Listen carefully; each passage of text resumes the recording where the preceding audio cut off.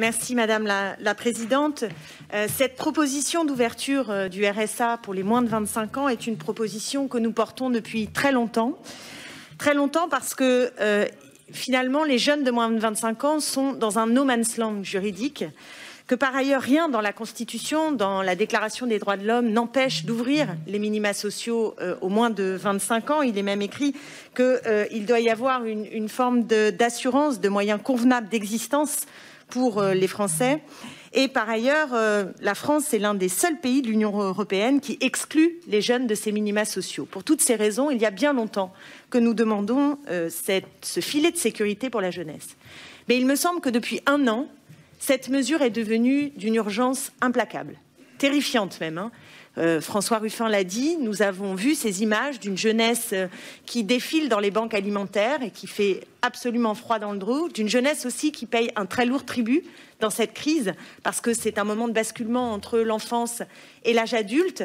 Et à ce moment-là, on est privé de liens sociaux, on est privé de capacité d'autonomie, on est privé de tout ce qui nous permet d'entrer dans ce moment d'ouverture au monde. C'est d'une extrême violence et parmi ces jeunes, celles et ceux qui n'ont pas les moyens, qui basculent dans la pauvreté, qui sont chaque jour plus nombreux, payent un tribut encore plus lourd. Et je crois que la responsabilité des pouvoirs publics est de sécuriser, de protéger cette jeunesse en grande souffrance. Et nous avons des chiffres qui font froid dans le dos, comme je le disais tout à l'heure, comme les images, puisque un jeune sur 10 entre 18 et 29 ans est en situation de pauvreté dans notre pays, aujourd'hui en France, dans un pays qui non seulement est une puissance économique internationale forte, mais qui également a les moyens de partager les richesses.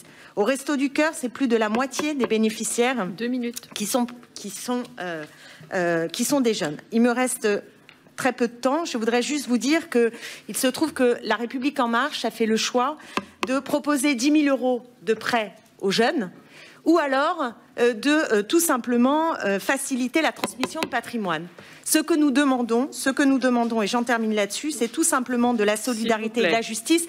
Je termine sur la citation d'Esther Duflo, qui est prix Nobel d'économie. Plus on aide les gens, plus ils sont aptes à sortir de la trappe à pauvreté.